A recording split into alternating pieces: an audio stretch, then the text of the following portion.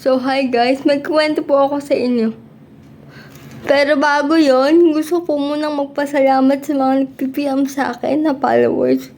Yung mga nag-PPM po sa akin, sila po yung nag-friend request sa akin, na-accept ko na po sila. Maraming salamat po. Ayun. So, may kikwento ko sa inyo. Ikikwento ko sa inyo ang aking PWD journey. Ako po si Jillian Sarina, 18 years old. Magna-19 na po ako this coming October 13. So, ako po ay isang PWD. At ako po ay pinanganak ng premature. 6 months and a half lang po ako pinanganak dahil nagkaroon ng problem nung ako ay nasa tiyan pa ng aking mother. Kaya ayun, medyo napaaga po ang aking paglabas. So hindi po dapat October ang birthday ko. Ang birthday ko po dapat is January.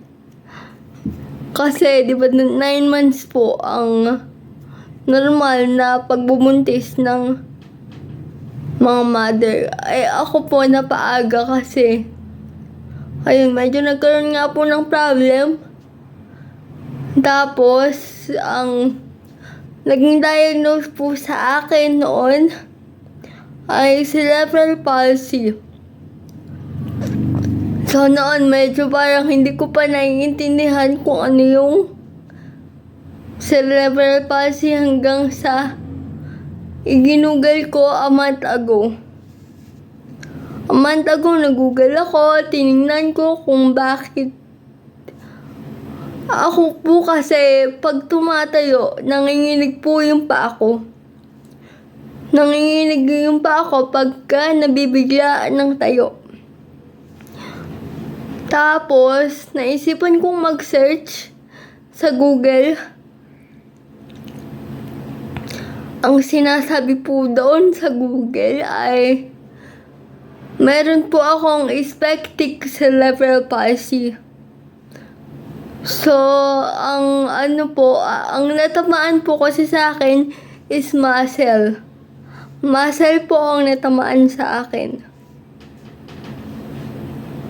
Tapos, ang sinasabi sa Google, yung ganun daw po talaga yun. Talagang manginginig po yung paa. Kasi po, nanginginig. Tumitigas daw po yung kalamnan o yung sa may alak-alakan. Yung mga parang buto-buto, yun nga daw po yun naninigas. Kaya pala lagi ako nanginginig pagka tumatayo ako.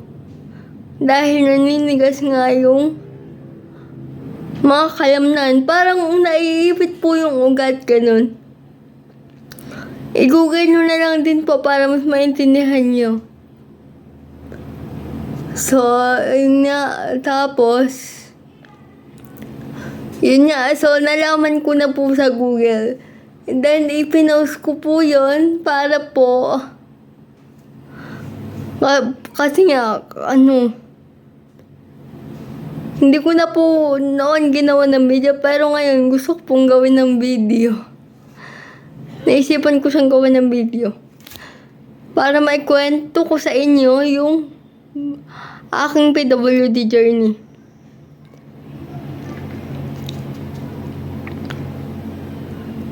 So, para sa akin po, syempre napakahirap ng isang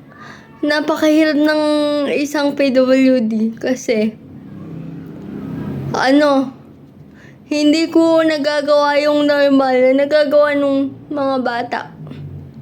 Hindi ako nakakalabas mag-isa.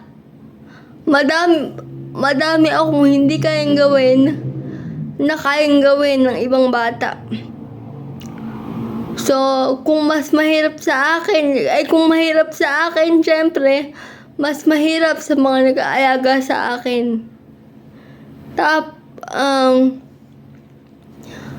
Kasi, syempre, bubuhatin ako sa umaga pagkagising ko. Tapos, sa gabi bubuhatin na naman ako para dalhin sa kwarto. Can you imagine, napakahirap po ng isang sitwasyon ng mga kasama ko dito sa bahay. Sobrang hirap talaga, mahirap.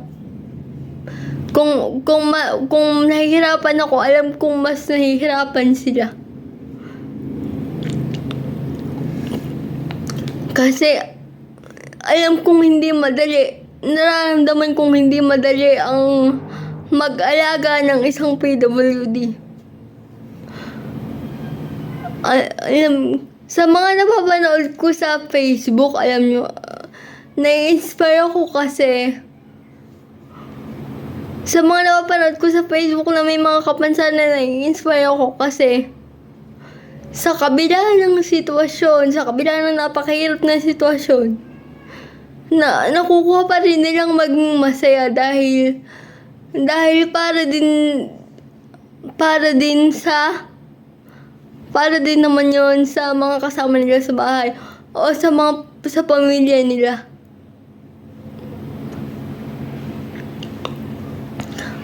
May napapanood ako na vlogger din po siya. Nagbablog po siya para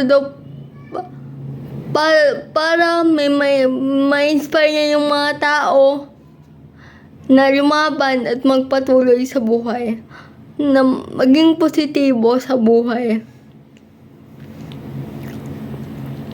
Nakakausap ko din siya at sinasabi ko na nai-inspire ako sa kanyang mga ginagawa.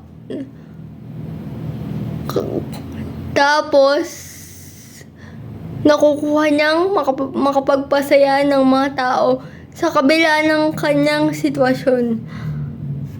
Ang name po ng vlogger na to ay si Ma'am Jaisel. Nag-PPM ako sa kanya kasi sobrang nakaka-inspire talaga. Hindi madali yung pinagdaanan niya sa buhay. Tapos yun. Hindi madali yung pinagdaanan niya pero nakukuha niyang maging masaya.